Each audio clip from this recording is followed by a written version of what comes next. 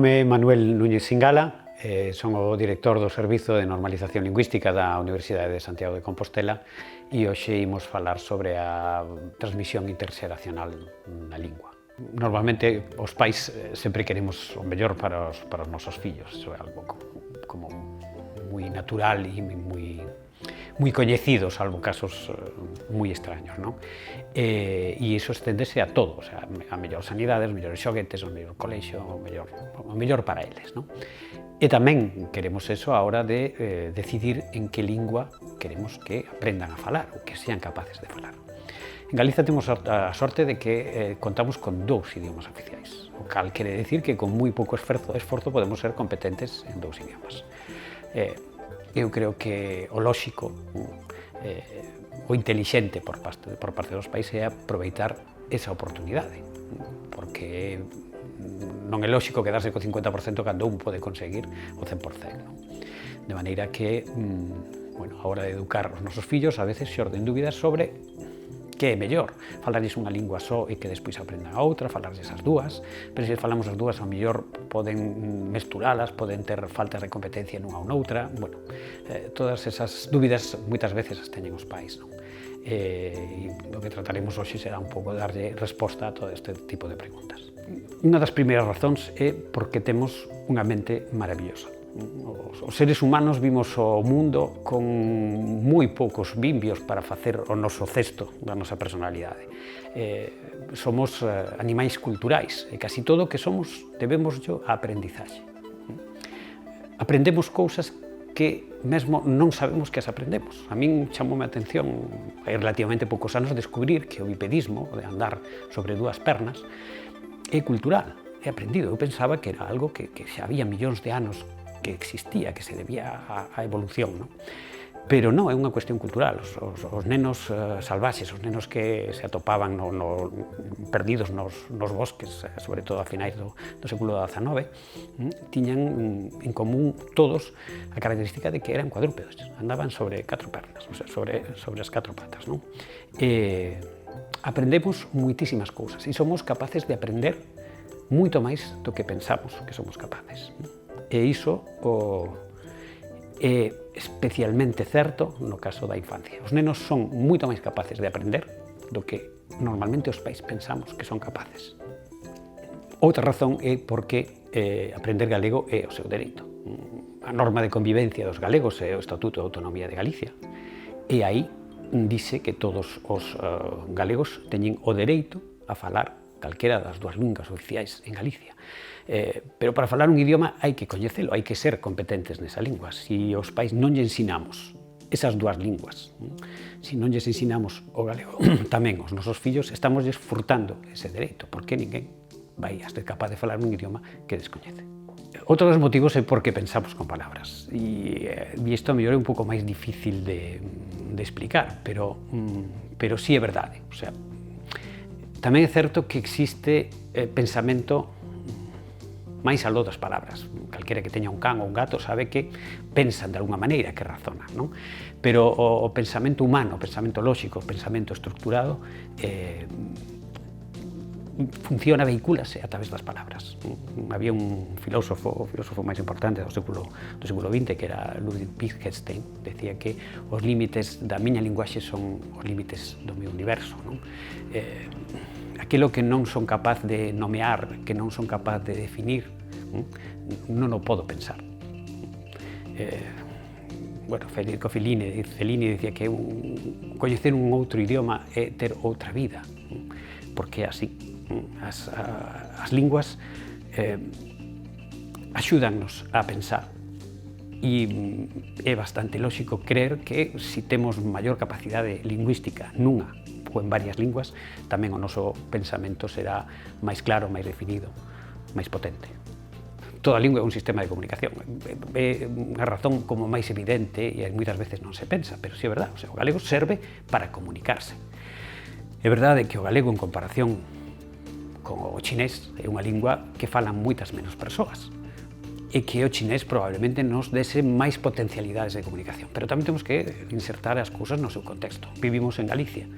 En Galicia hai moitas máis posibilidades de comunicarse en galego que en chinés. As linguas serven para comunicarse e vannos a dar a posibilidade de dirixirnos, de comprender na súa propia lingua as persoas que nos rodean neste país no que vivimos. Outros motivos é que as linguas contribúen á proxección profesional e cando se fala disto casi sempre se pensa no inglés, ou no francés, ou no alemán, pero co galego tamén é así. E é moito máis así do que normalmente pensamos. Eu traballo, como decía antes, na Universidade de Santiago de Compostela e para entrar a traballar na administración hai que demostrar un determinado nivel de coñecemento de galego para calquera praza da Universidade de Santiago de Compostela. Se un non ten a titulación correspondente, ten que pasar un exame que é o primeiro da oposición e que é eliminatorio. E todos os anos hai persoas que, por falta de competencia en galego, pois suspenden unha oposición. E moitas veces non somos conscientes deso, pensamos que son outras linguas máis grandes ou con maior proxección as que nos serven para proxectarnos profesionalmente, pero o galego tamén. Todas as linguas son ferramentas de integración. Na Universidade de Santiago de Compostela damos clases de galego a non galegofalantes, é algo que levamos facendo moito tempo. Cando lles preguntamos aos rapaces por que deciden estudar galego, pois moitas veces os motivos son moi variados, ás veces é porque teñen clases en galego na facultade, así, pero o máis común é que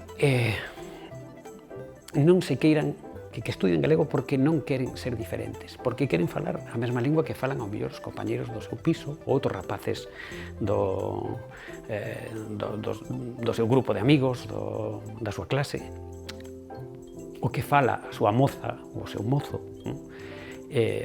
Ben, non sabemos se o noso fillo, ao mellor, cando sexa máis vello e vai a estudiar ou vai a traballar nun grupo, ao mellor se vai a integrar nun grupo onde a xente fala galego e precise desa lingua para integrarse, para ser un máis, para non ser o diferente.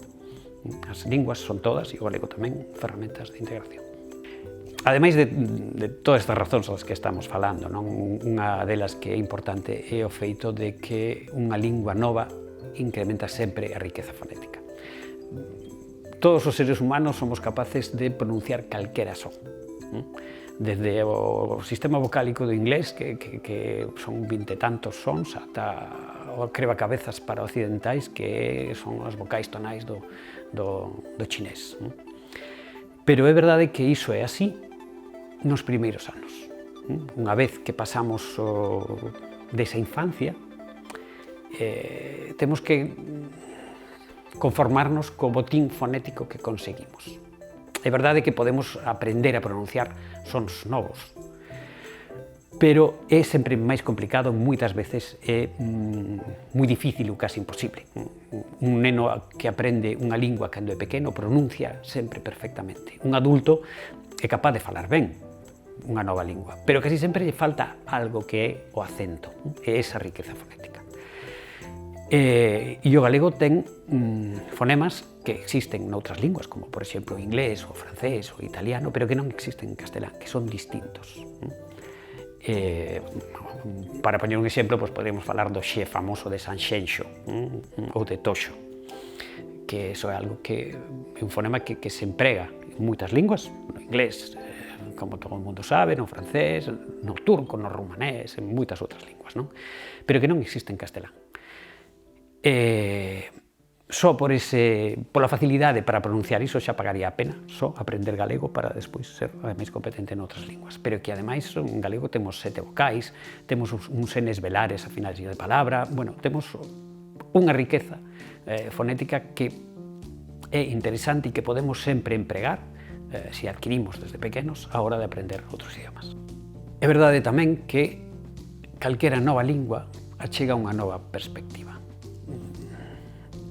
Unha lingua é unha maneira de ver o mundo, de definir o mundo. Cantas máis linguas se teñan, máis puntos de vista se van ter. Porque a realidade é sempre algo que se nos escapa. Basta pensar nun partido de fútbol. Hai un partido do Celta e do Deportivo e o día seguinte dá a impresión de que os seguidores do Celta viron un partido e os seguidores do Deportivo viron un partido diferente. E era o mesmo partido, unha realidade bastante obxectiva, pero cada quen ve as cousas de maneira diferente. E a hora de explicar o que vemos, a hora de explicarnos o que vemos, facémolo a través das nosas linguas. E as perspectivas son distintas dependendo das linguas, moito máis do que pensamos. Un caso coñecido é cando se inaugurou unha ponte, un viaducto, o viaducto de Millau en Francia. No seu tempo, xa hai uns cantos anos, pois foi a ponte máis grande do mundo. Eran 2,5 km, 350 metros de altura, bueno, 400 millóns de euros de custo, etc. De maneira que a prensa de moitos países do mundo se fixo eco da inauguración dese viaducto. En francés, ponte é masculino, como en castelán, le pont, el puente. Pero en alemán, ponte é feminino, como en galego. A ponte, en alemán, die Brücke. Hubo un investigador que contrastou como contaban, como falaban desa ponte os medios franceses, dunha ponte masculina, e os medios alemáns dunha ponte en feminino. E era curioso porque os adxetivos que se adxudicaban á ponte por parte dos franceses destacaban a forza, a solidez, o mazacote que era esa ponte. Pero os medios alemáns falaban de que era unha ponte esbelta, lixeira, fermosa. O sea que moitas veces as linguas que falamos tamén nos condicionan, polo menos nunha pequena medida, na nosa maneira de ver a vida. Se unha persoa se lle pregunta que sitúe así no aire un concepto moi coñecido como para todos, como pode ser presente, pasado e futuro, probablemente faga presente, pasado e futuro. Futuro casi sempre vai a poñer á súa dereita. Se é occidental, se é árabe, probablemente faga ao revés. Fale de pasado, presente e futuro. E se é oriental, ao mellor, pois pon o pasado, o presente e o futuro. Porque a escrita, moitas veces tamén hai que condicionar a nosa maneira de ver esas cousas. O sea, non só as linguas, sino a maneira como se representa, condiciona a nosa maneira de falar e de pensar, e etc. Os occidentais escribimos de esquerda a dereita, os árabes escriben de dereita a esquerda e os orientais de arriba para baixo. Isto ao mellor é un pouco máis difícil de explicar, non? Pero eu opino que falar máis idiomas fai que floreza o amor. Polo menos en dous sentidos. Por un lado, o amor para nós mesmos, que se chama autoestima. Porque ser capaces de falar dúas linguas, ou tres, ou máis, é algo que sempre vai a supoñer un incremento da autoestima. Sobre todo nenos pequenos. E a cuestión da autoestima na infancia é unha cuestión bastante delicada, porque é algo no que coinciden os pedagogos, etc., en que as carencias de autoestima son moi difíciles de encher, non? É algo que convén coidar desde que son pequenos. Nese sentido, pois, ser capaces de falar máis idiomas, aprender outra lingua, que é algo que ademais hai que facer sempre, pois, máis ou menos pouco a pouco, vai a facer que nos sintamos mellor con nós mesmos. Pero tamén aprender novas linguas vai facer que floreza o amor polos demais, porque unha lingua non se pode aprender de maneira aséptica. Unha lingua sempre é o vehículo dunha cultura, dunha determinada perspectiva, dunha determinada visión do mundo. Non se pode aprender un idioma sen aprender contidos culturais. Mesmo aínda que eses contidos culturais non formen parte do obxectivo. Que moitas veces sí, cando se ensina, cando un aprende francés, pois aprende cuestións relativas á cultura francesa, e cando aprende alemán, á cultura alemá, etc., etc. É moi difícil odiar o que se coñece ben. E vivimos nun mundo no que estamos necesitados de comprensión, de tolerancia cara aos demais, de amor polos outros. De maneira que neste segundo sentido é o que me interesa cando digo que aprender unha segunda lingua ou a falar máis linguas fai que floreza o amor. É unha maneira un pouco poética de decilo mellor, pero creo que se entende ben. A hora de falar destes motivos, falamos sobre todo de motivos pues, destinados, en moi gran medida, a rapaces, non? Pero non só os rapaces aprenden linguas, as persoas tamén aprendemos idiomas e sempre estamos a tempo de facelo. Aprender unha nova lingua cando un xa é adulto é algo perfectamente posible, e non só posible, senón que tamén é beneficioso. E hai estudos cada vez máis que demostran de maneira moi clara que ser capaces de falar máis linguas, aprender outras linguas na idade adulta, é unha maneira moi boa de loitar contra o deterioro cognitivo, contra a demencia senil, contra o Alzheimer, así. Probablemente non vai evitar que unha persoa que está predestinada a ter Alzheimer o teña, pero probablemente o leve mellor, tarde máis anos en que xurda, etc.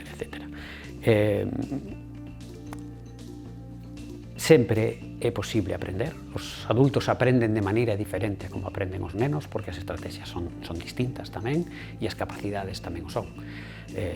Pero nunca é tarde para facelo. E hai xente que, unha vez que se xubila, pois dedícase a aprender idiomas e disfruta moito diso. A hora de decidir se queremos que os nosos fillos falen galego ou non, creo que está moi claro ou é moi importante pois, estas razóns que tivemos das que falamos. Non? Eu creo que hai algo que pode resultar moi gráfico, non? E unha frase pois, coñecida por todos, que é de que o saber non ocupa lugar.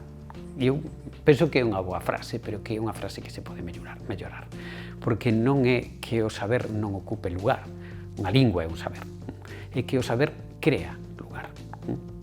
Saber cousas é o que alimenta a intelixencia, e cantas máis cousas saibamos, máis fácil nos será aprender outras.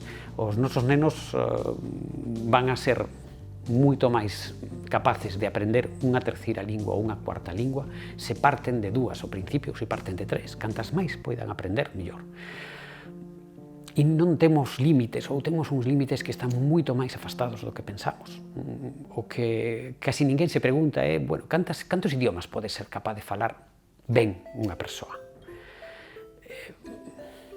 Non sei se alguén se fixo algunha vez esta pregunta, pero o límite é 20, 30. Hai hiperpolíglotas, persoas que normalmente se dedican profesionalmente a traballar coa lingua, cos idiomas, que son capaces de falar con corrección toda esa cantidade de linguas. Probablemente a nós non sexa necesario, pero serve para demostrarnos que os límites están moi lonxe. Temos unha meta moi afastada, temos moito camiño por percorrer. E para os nosos fillos sempre vai a ser unha vantaxe competitiva ser capaces de expresarse en cantas máis linguas mellor. En Galicia temos a sorte de que existen dúas linguas oficiais e de que o galego é unha vantaxe, é algo que está aí ao noso alcance, simplemente hai que facer un pequeno esforzo para non deixar escapar.